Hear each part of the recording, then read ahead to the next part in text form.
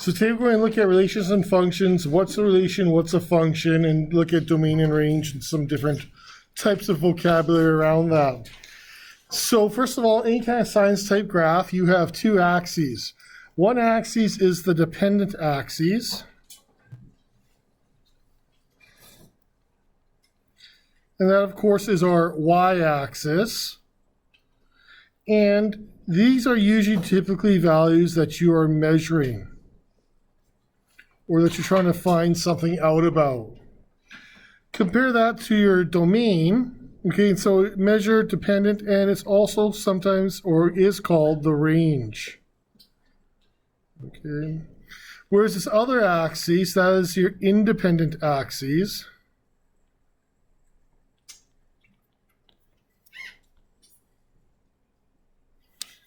Okay. Independent. It's your independent axis. It's often called your domain.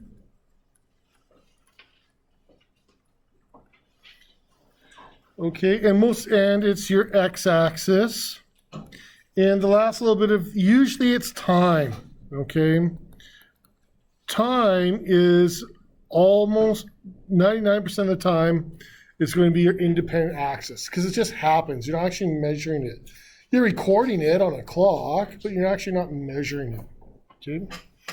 So what is a relation? What is a function? A relation is just an association between two quantities. Okay? One is independent, and the other one is dependent. Okay? So for example, like apples and their color. That is a relation. Right? It's an association between apples and the color. Okay? Relations can be presented several different ways. Number one, you can use words.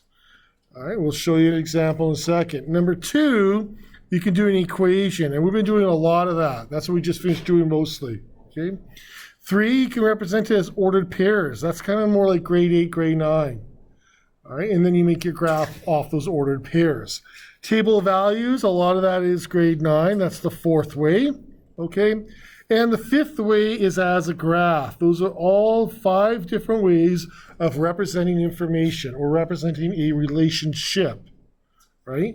A relation is really a relationship, all right?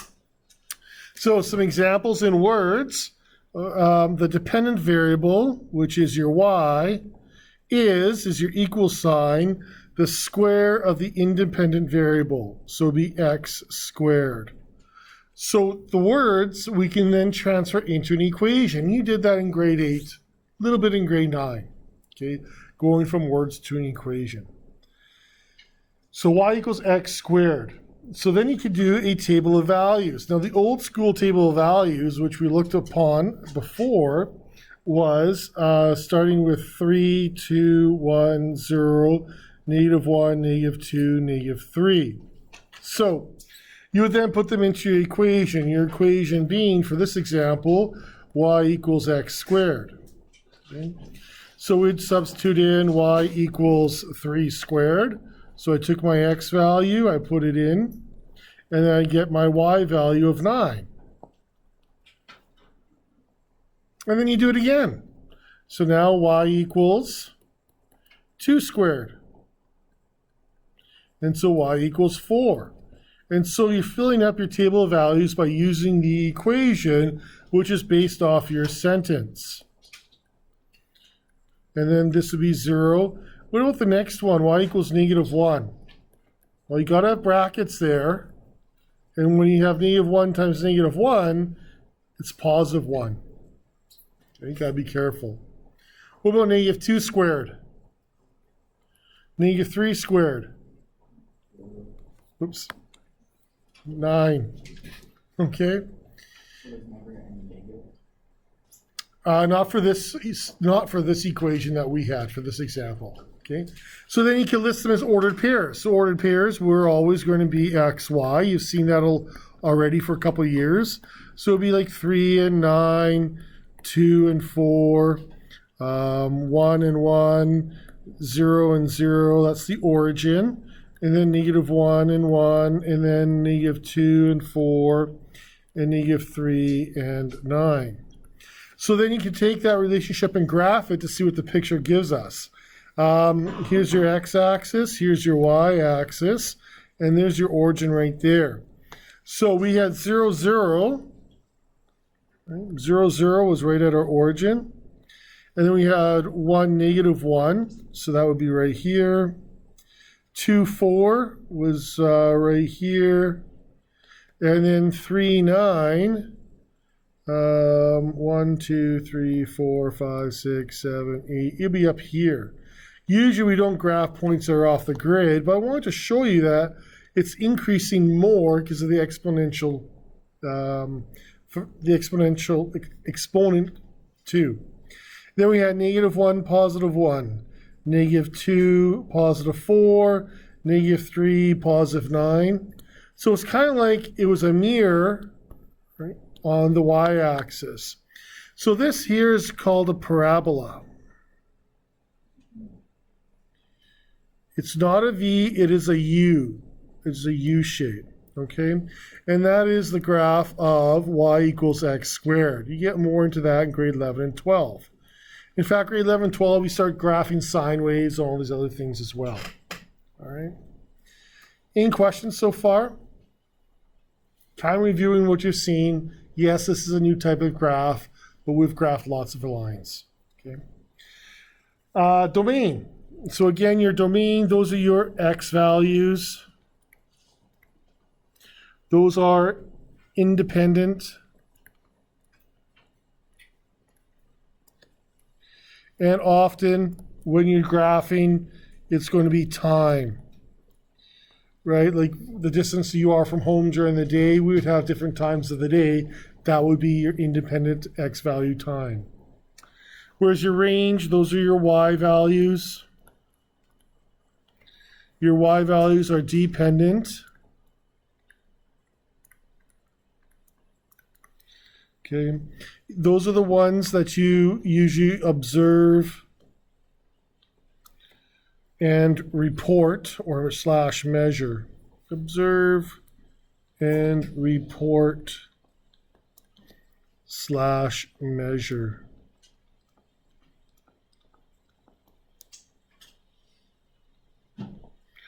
Okay.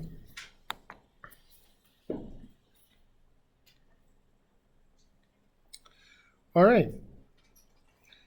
So what is a function then? Because we've been looking at functions. Functions are a special type of relation.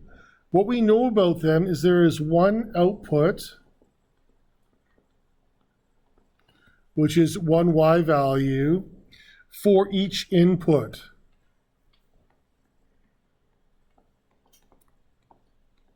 And your input is your x value. Okay. If we see a graph, what we have with the graph is that it passes the vertical line test.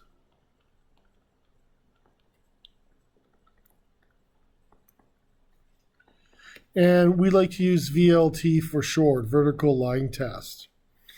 So what you're doing there is you're drawing a vertical line on a graph to see if it touches once or twice. So right here, if you're drawing a vertical line, this green line, it only touches the graph once. At all points, it touches the graph once. However, if you have a function that goes like this, say you had a sideways U, guess what? This red line, the vertical line test, touches this blue graph twice. So that is a fail, okay? So this here would be a fail on the VLT. That graph is not a function.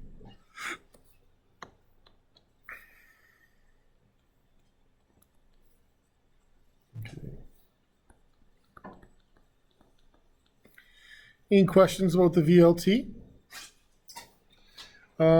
Now, a function can be linear. So that is a straight line.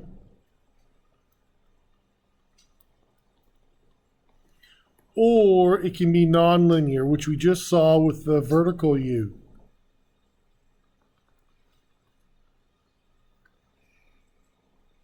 Okay, so straight line or not.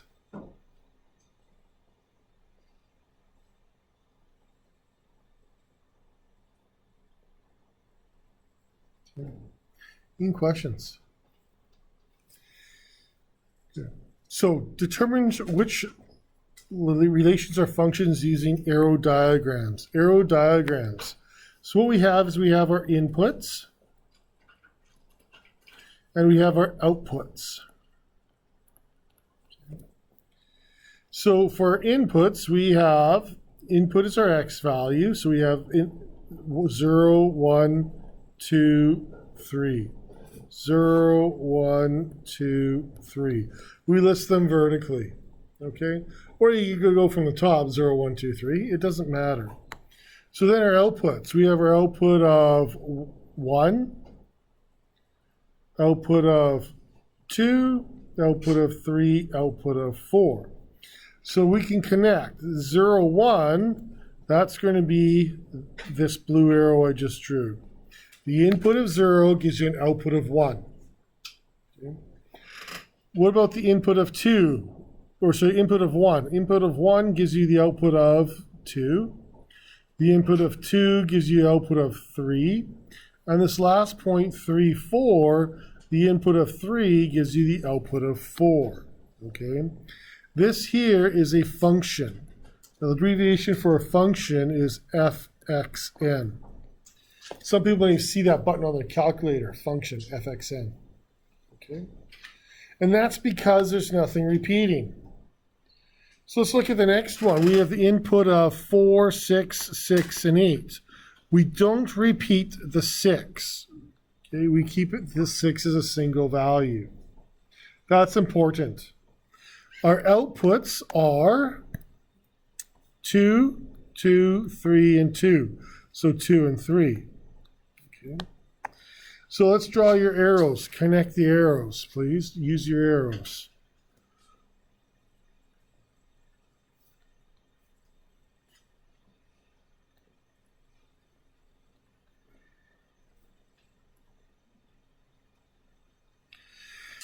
So, it is okay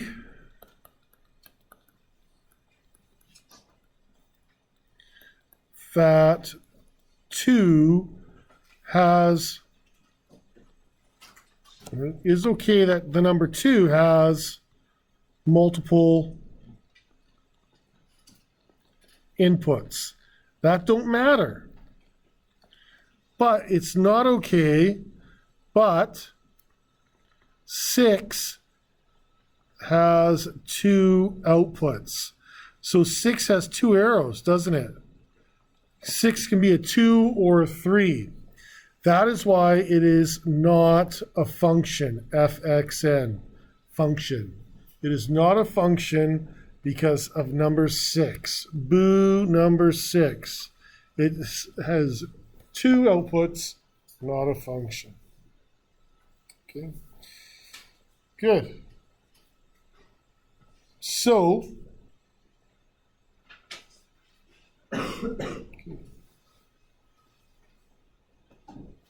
why is number 1 a function? This is a function because each input has 1 output.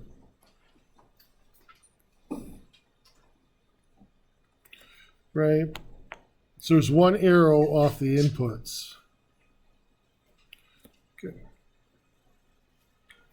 Notice when we list the elements, okay, the elements or the numbers, we do not repeat elements. Okay, so we saw that we don't list things twice. You only list them once. Okay. So what would be our domain here? Our domain is very specific numbers. Our specific numbers for the first example is 0, 1, 2, 3. The range also has specific numbers. Our range is 1, 2, 3, 4. Specific point values for the domain and the range. Okay. Now that's different when you do a line because a line is continuous. This is what we call discrete data. Discrete is specific points. Okay.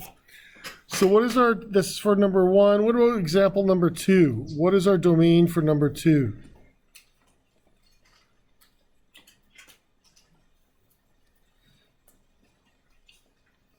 4, 6, and 8. What about the range?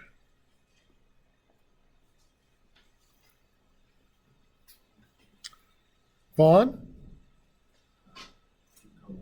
Yeah, 2, 3. Okay, specific discrete values. Right. Any questions about the domain and the range, inputs and outputs? Yep, Tyson? Well, typically we like to list it in order. Yeah, typically go in order, smallest to largest. Yep, Doris? Yeah, it is your Y values, it is your outputs. Okay. Any other questions? Good questions, by the way. I was kind of wishy-washy on that. X values, always your X values. Yeah. Or your inputs. Yeah, a lot of different names for the exact same thing here.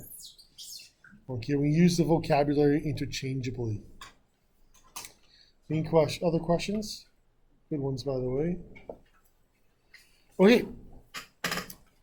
Turn it over. So, right here. Next one. Is this a function? Number 3. Yeah, it is, right? How many outputs does 2 have? Check. How many outputs does 4 have? Check. How many outputs does 6 have? Check. How many outputs does 8 have? Check. This is okay. It's no big deal that 30 is listed twice as an output. All right.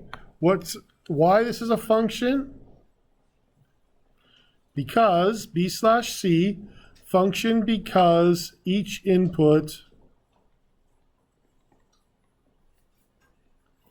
has one output. Okay. That's all.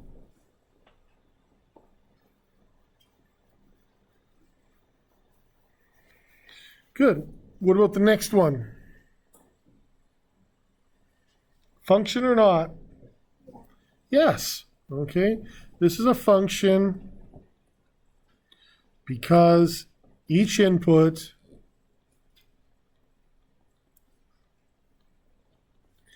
has one output. Okay. Okay.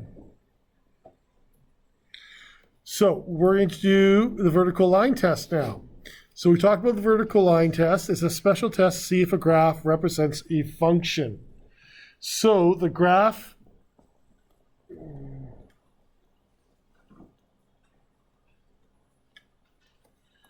should only touch the vertical line once.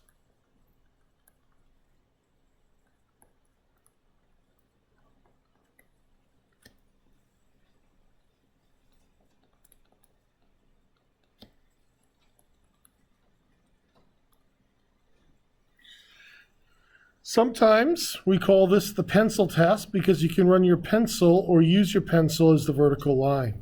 Okay, so sometimes it's called a pencil test. So you might hear that if you're watching some other YouTube videos, etc., etc. Okay, vertical line test, again, it's VLT. That's what we usually abbreviate it as. One thing to note, it's okay to not be linear. To not be a straight line isn't the issue. Okay? Yeah. So, draw a vertical line. How many times does the graph touch my red line? Once, right there. So this one would be a function. Next one. Draw a vertical line. Okay, and draw anywhere, and guess what? It touches twice. So this is not a function.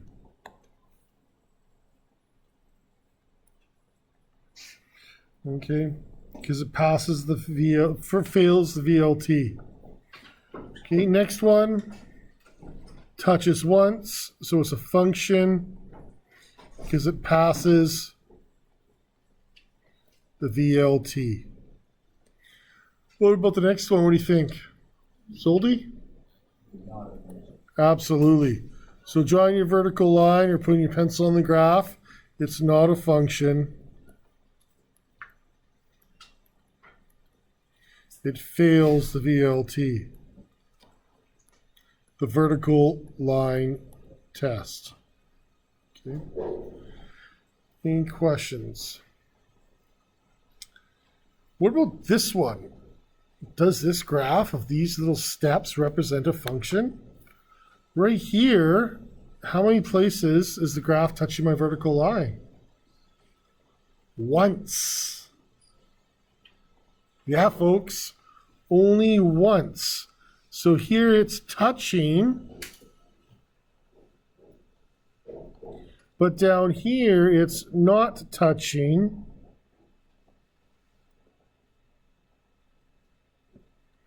Because it's an open circle or an open dot. Okay. So right at that point, the graph instantaneously jumps up. And that happens again with the blue line. Okay, so at the blue line right here, the graph instantaneously jumps up. And so it's a weird math thing. It always is passing the VLT because it's only touching once.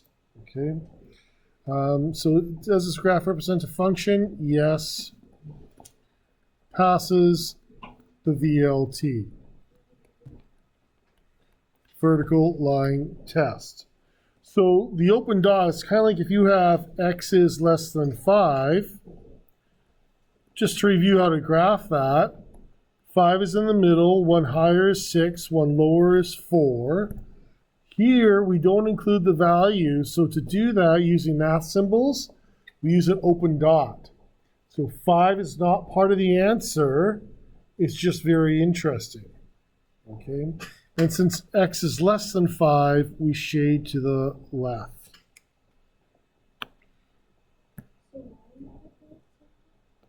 Because it's not an answer, it doesn't actually exist right where the number line and the 5 are.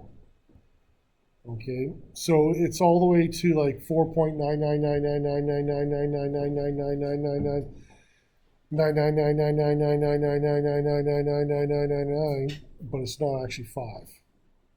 This is one of those weird things starting into calculus. Okay, so we're going to be talking about infinity and beyond. Any questions you guys have? Okay. So what I want you to do then, your homework, is these questions right here. Okay. Page 262, 270.